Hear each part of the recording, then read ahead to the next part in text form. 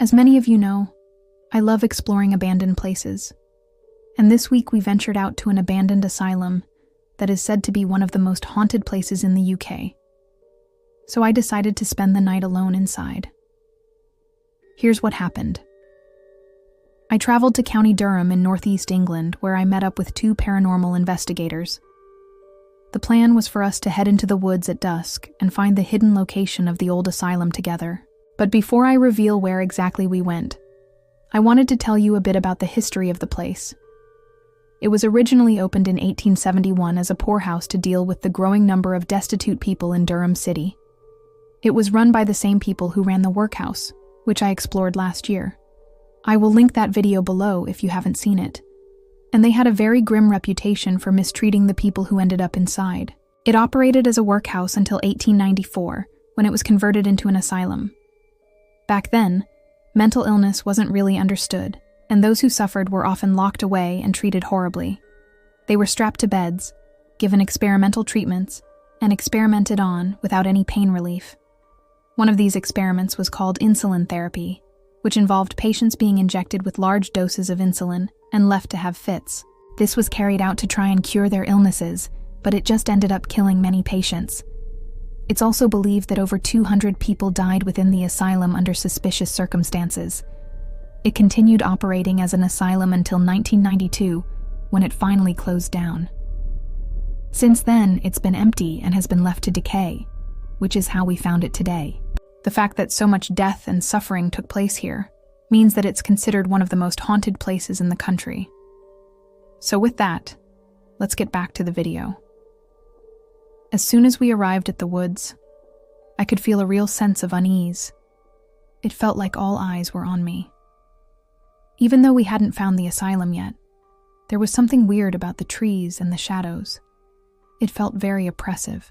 We walked deeper into the woods, and the trees eventually opened up to reveal the long-lost building of the asylum. It was incredible to see, but at the same time, I could feel my heart start to race. We crept closer, and my pulse began to rise as I realized just how big it was. It looked so scary.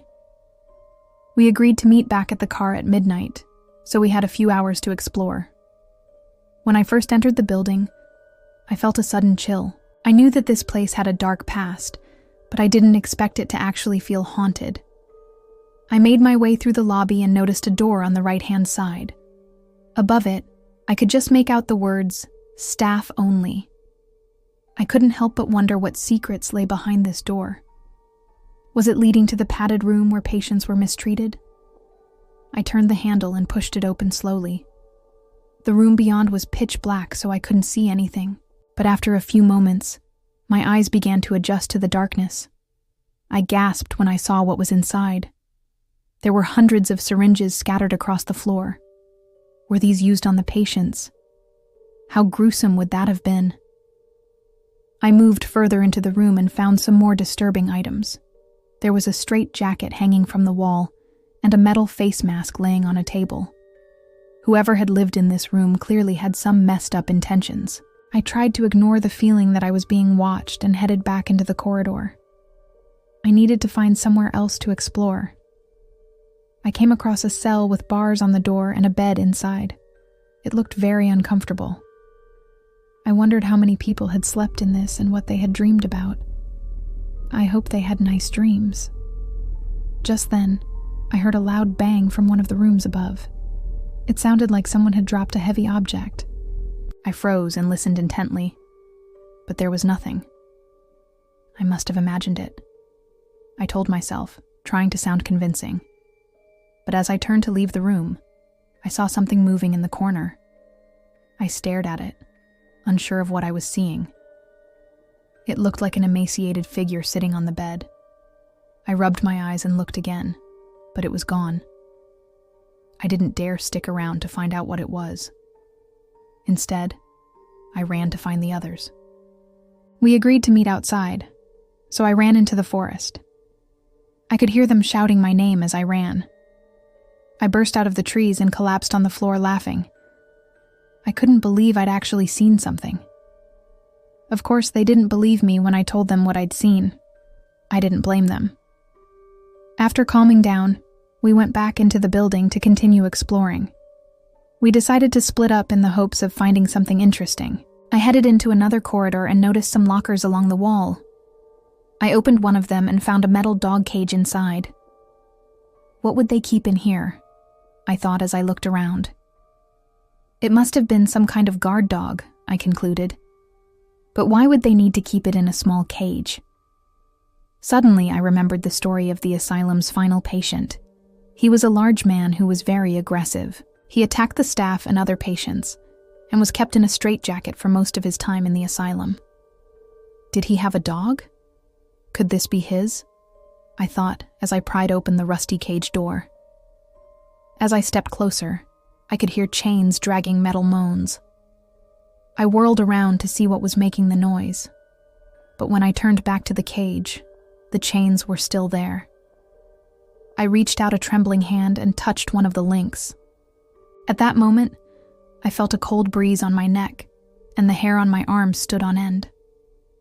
I don't want to be here anymore, I thought as I ran out of the asylum.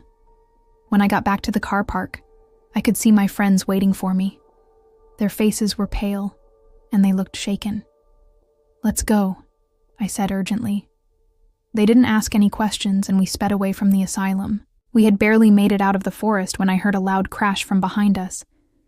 We pulled over and looked back.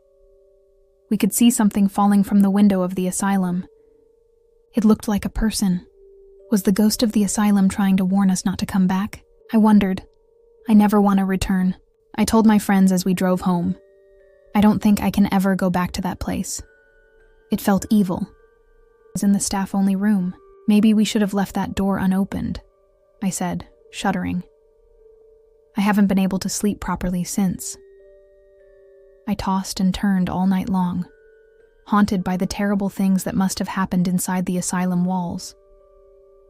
I don't know if I believe in ghosts, but whatever was in that building certainly scared me. I hope you enjoyed watching.